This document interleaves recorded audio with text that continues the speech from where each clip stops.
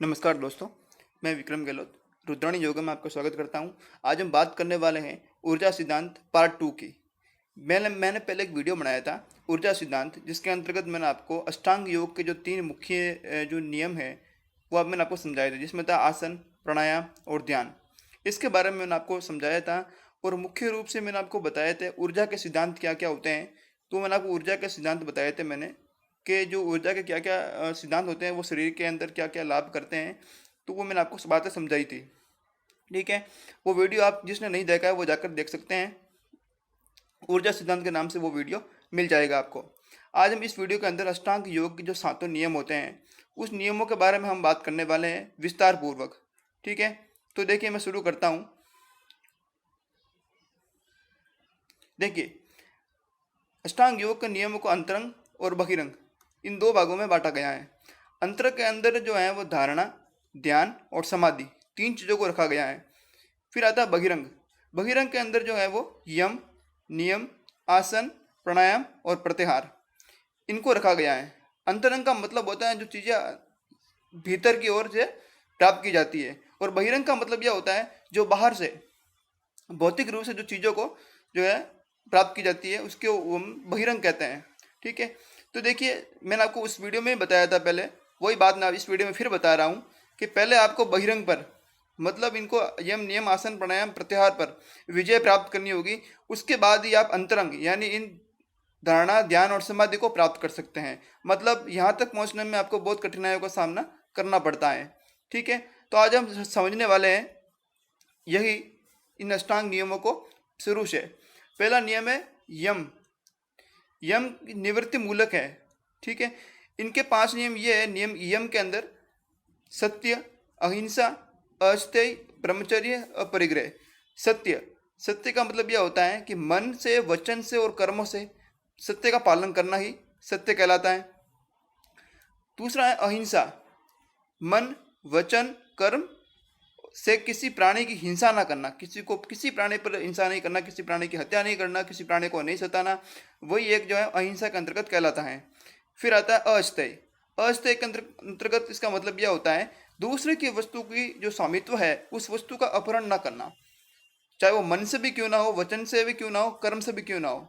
ठीक है, मतलब इसको ये मन, वचन, कर्म से ये समझ सकते हैं कि ये जो किसी दूसरे की वस्तु का हरण करना चाहते हो आप, ये आपके विचार में भी नहीं आए। देखिए, अब आगे चलते हैं।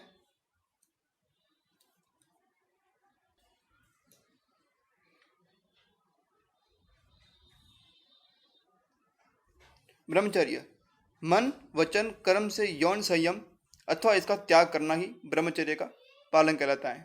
मतलब इसका मतलब ये हुआ कि काम वासना युक्त दृश्यों से और स्थानों से दूर रहना। जहाँ पर भी काम वासना युक्त दृश्य दिखाई दे आपको या आप देखते हैं वहाँ से दूर रहना या उस स्थानों से दूर रहना। ठीक है, ताकि आप ब्रह्मचर्य का पालन कर पाएंगे। इससे क्या होगा, वीर्य लाभ होगा, जिससे कि आप शरीर को पुष्ट कर सकते हैं, बलवान बना सकते हैं। इसका मतलब यही होता है कि ब्रह्मचर्य की मदद से जो है वो वीर्य का क्षय नहीं होगा, लाभ होगा, उससे वीर्य बढ़ेगा, जिससे आपका शरीर जो है बलवान बनेगा। 5वां है अपरिग्रह। अपरिग्रह का मतलब ये होता है कि आवश्यकता से अधिक धन का आप संचय नहीं करेंगे, तभी अपरिग्रह का पालन हो पाएगा। आगे चलते हैं। नियम।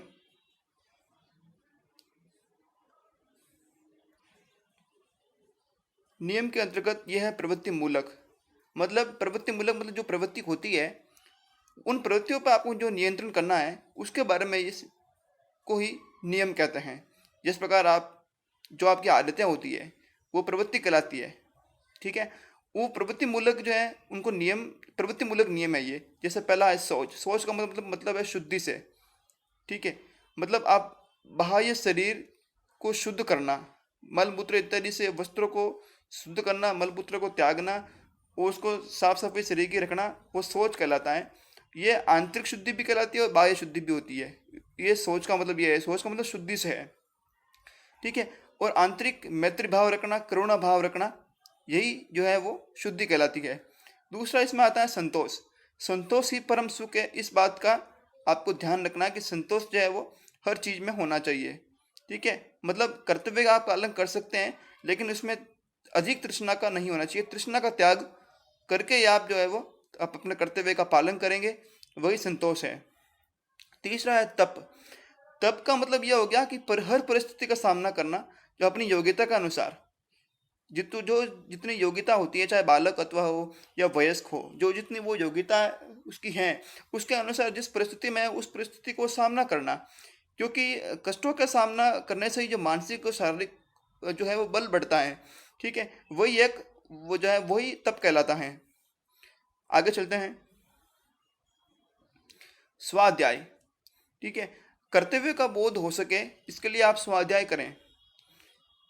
मन मस्तिष्क जब अशांत होता है तब आप ओमकार का जाप करें, जिससे कि मन शांत होगा, मस्तिष्क को उसको शांति मिलेगी, आपका दिमाग जो है वो सही निर्णय लेने की क्षमता में होगा। इसलिए जो है वो स्वाध्याय करना इसमें जरूरी बताया है। इसके बाद है जाप। देखो, मन की शांति के लिए तो आप मन मस्तिष्क शांत करने के लिए आप ओमकार का जाप करेंगे। जाप जो है वो 3 प्रकार के होते हैं, उपांशु, वाचिक और मानस। ठीक है, ये 3 प्रकार के जाप होते हैं, और 3 प्रकार के कौन कौन से होते हैं, इसके क्या डिटेल है वो हम अगली वीडियो में बात करेंगे। आप तब तक के लिए वीडियो को सब्सक्राइब कर लीजिएगा, जब भी ये वीडियो मैं बनाऊंगा आपको इसका नोटिफिकेशन मिल जाए, ताकि आप सब्सक्राइब कर लेना। देखिए, अपने समस्त कर्मों को ईश्वर को समर्पित करते हुए ईश्वर की महानता में विश्वास करना ही जो है वो स्वाध्याय के अंतर्गत आता है। ठीक है, अब आगे चलते हैं। प्रत्याहार। प्रत्याहार का मतलब यह होता है कि अपने इंद्रियों को विषयों से हटाना। जो भी विषय वस्तु हैं उनसे ध्यान को, वहां से अपना ध्यान विमुख करना, वहां से को अपने को हटाना ही प्रत्याहार कहलाता है। ठीक है, फिर है छठा है धारणा।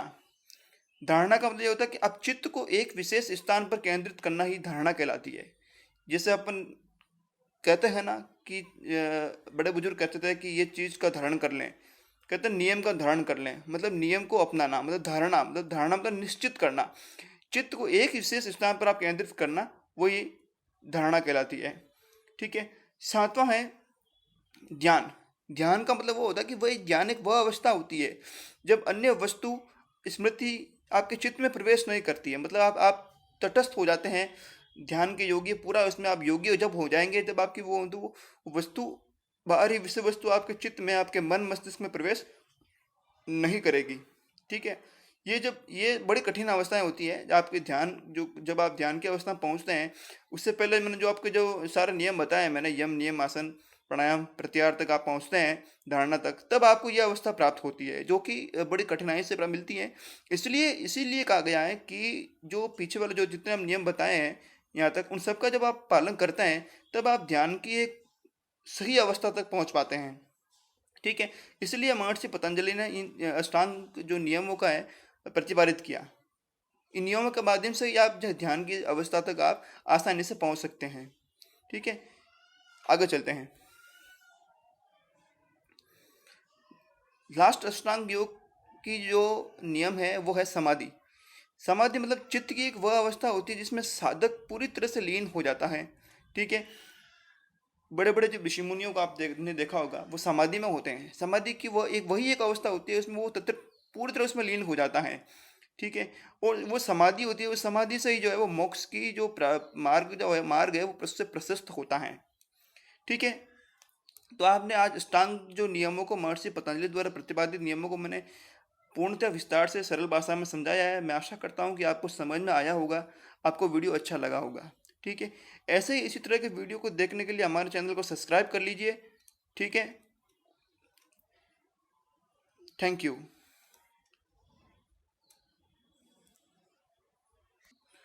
फिर मिलेंगे किसी नए वीडियो के साथ, किसी और नए टॉपिक को समझेंगे।